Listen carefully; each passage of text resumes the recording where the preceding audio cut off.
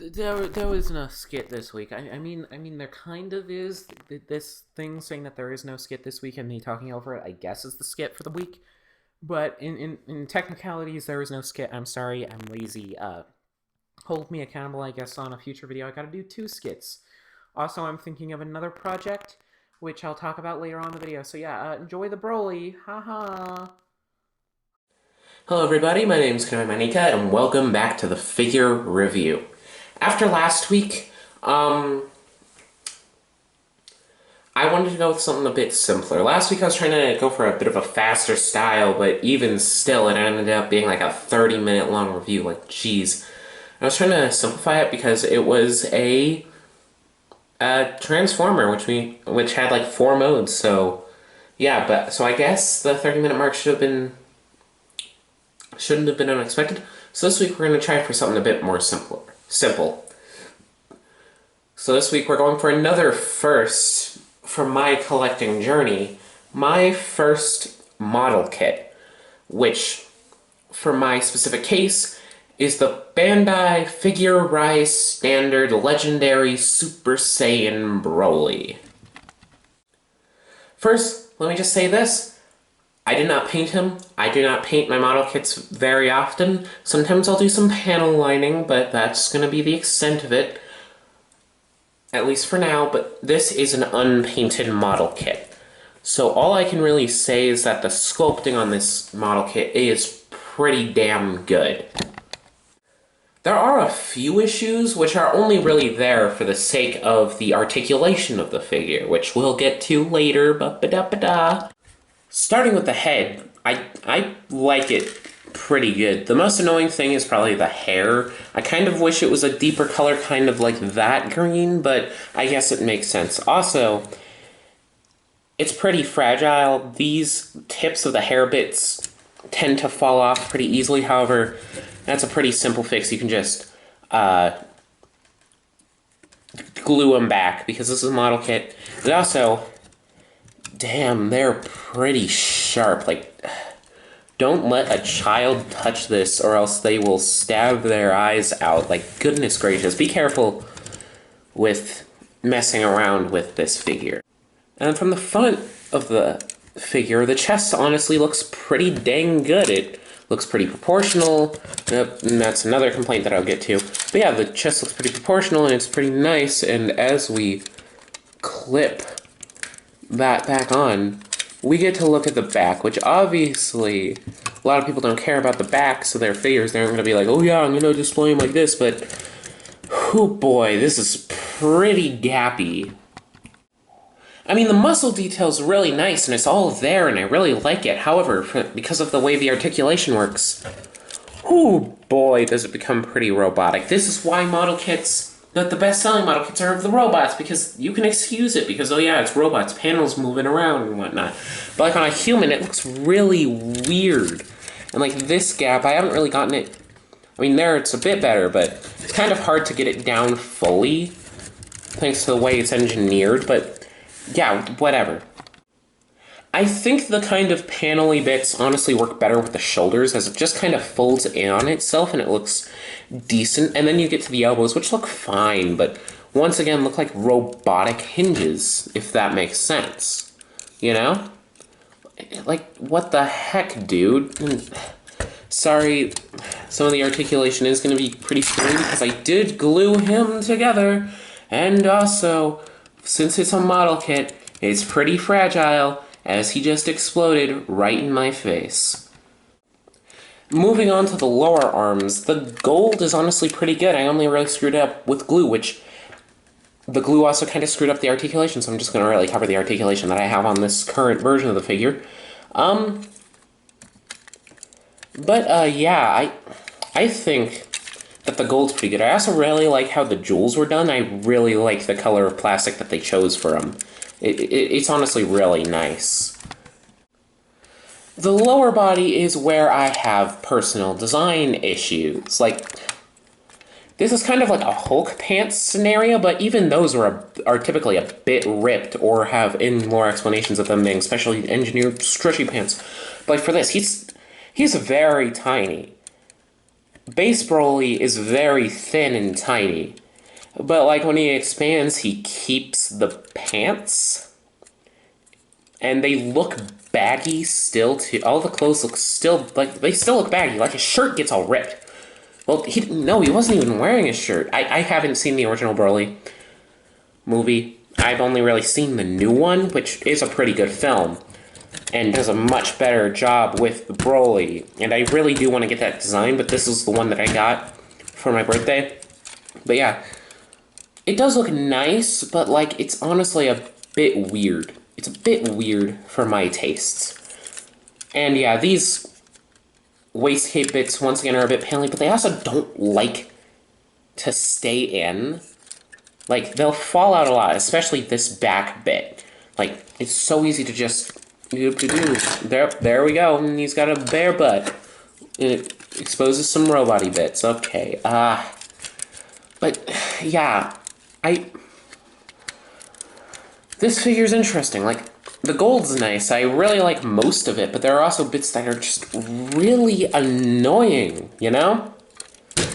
So, yeah. Moving on to accessories, the only thing I really wish he had accessories-wise was blast effects. Like a large, clear ball. Like, another, Figure Ice standard Dragon Ball figure that I own, Vegito? Yeah, Vegito. He came with a blast effect, essentially, for the blade, laser blade, whatever. But this guy comes with none of that. He just comes with 6 bits, which are just swappable bits, which I will show you right now. Faces-wise, he has an angry, screaming rage face, as well as a smirking face. I don't really like this one. I keep it with the rage, angry face, which, in order to access it, you take off the top of the hair. The face will fall off typically, and to get a different face on, you push it on like so onto those 2 bits, and then place on the extremely sharp hair, which the most annoying thing is the hair, which makes it kind of painful to put the bits on and off. Hands-wise, not arms-wise, arms-wise, boop-a-doop-a-doo. Hands-wise, he comes with a pair of fists, as well as what I'm going to call a pair of jazz hands, which on the box, it shows images of him doing grabby poses and holding like Goku's face, but like, these really would have benefited from some blast effects. I'm going to say this again, some nice green blast effects. It would have been great, but it doesn't have them, so that's annoying. This is going to be a time where I actually complain about a lack of accessories. Oh no. Now I'm going to move on to articulation, which this may not be the full extent of the articulation because I kind of fucked it up with glue. I'm gonna say that. I kind of fused some bits, like this bicep. I screwed that up. I'm sorry. So, mind you, results may vary. I just want to give you thoughts on what I personally did. So, starting with the head, so there's a hinge on the neck, which allows it to go, shoot, sorry. Let me put the face back on. Starting off with, there's a ball joint at the neck, however, that's really only able to act as like a swivel due to the mass of the hair, and it also allows it to tilt a little bit. But thanks to the mass of the hair, it doesn't really allow it to go back. And the same with the neck. It's able to go forward a lot, which I guess is good for a tall figure, which allows him to look forward. But back, he isn't really able to look upwards very much, or at all, really. Moving on to the shoulders, he has butterfly joints, which break up the sculpting on the back, but from the front looks pretty good, as well as a hinge, essentially, that allows it to go up that far, as well as a mushroom peg-esque swivel that allows it to go like that.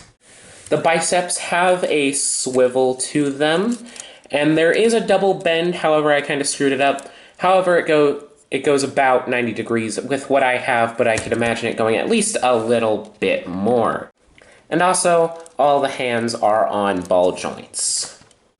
Moving on to the body, there is a ball joint here at the upper torso, which allows it to arc back forward that far and crunch about that far, as well as a swivel here at the waist, but that is either will pop off or is highly inhibited by the waist cape, which is probably the most annoying part of this figure, but we are about to get to it. Now moving on to the waist cape. The front is on a hinge and ball joint system, so this bit is attached via a hinge and here it's attached via a ball joint, which allows it to get out of the way for most poses. And the side capes and the back cape, they're just too loose. Like, there's a ball joint and hinge on the side ones, which allows it to move out of the way that far. And then the back one is on 2 hinges, but they are very loose and pop off very easily. And you see what I mean. You see what I mean. You see what I mean, idiots. Now moving on to the hips, they're on a shifting joint, which allows them to shift upwards and downwards, depending on what poses you want to get.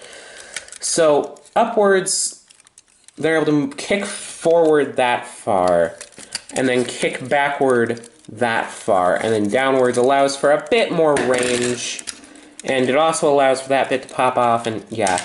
And then it also allows for splits, which it's able to go full ham on the splits, and we're just going to leave those bits off for this articulation, if you do not mind. There is a swivel here at the upper thigh, but it is inhibited by sculpting, and you aren't really able to get full range unless you shift the hip downward. The thighs are able to bend about 90 degrees or so. No, the knee bend, sorry. The knee bend's about 90 degrees. The knee bend's about 90 degrees. You'll see this everywhere. So that's pretty decent. Now moving on to the feet, they're essentially on a hinged ball joint, which the hinge allows it to go up a little bit and down a little bit, which is always good. And then the ball joint, in and of itself, allows it to turn left and right around all the way, as well as a limited pivot, which is always good for keeping stances. This articulation is honestly surprisingly good for something this bulky and allows them to get into a good range of poses. However, it would also be helped by getting some other figures, I guess, but it would have been even better if I hadn't screwed it up with glue. That's my fault. My younger self's fault. I hate myself. But hey, I'm probably going to pick up the newer Broly model kit eventually, but not right now. Now I've got to be honest, this figure is pretty dang tall for a 1/6 scale, or not a 1/6 scale, 1/12 scale figurine, not 1/6 scale.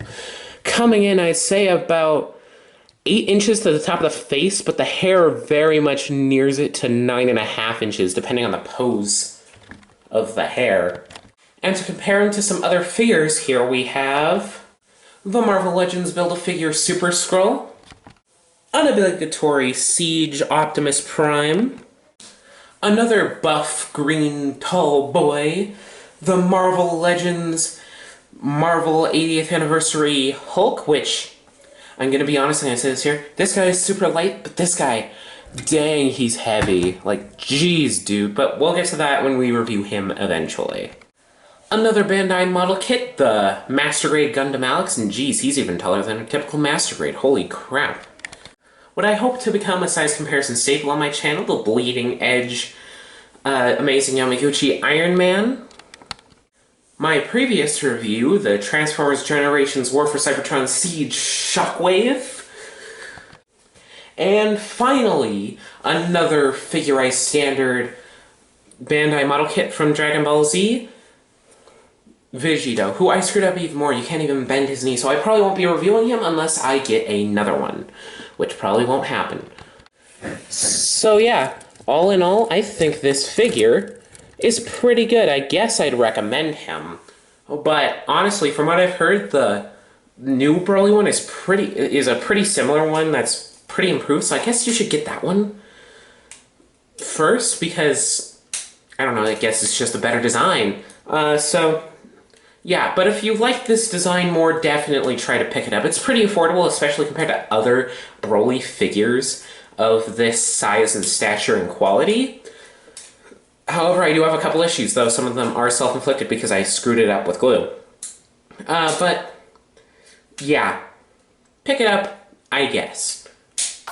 But that's going to be it from me. Please like, comment, subscribe if you're interested in more of this content. I'm trying to do it weekly over my summer break. However, after that, it'll just kind of happen. Also, Bionic Vlogs, new goofy, funny episode is coming eventually. I'm hoping for a release next week if I have time. Hopefully I'll have a day for recording pretty soon.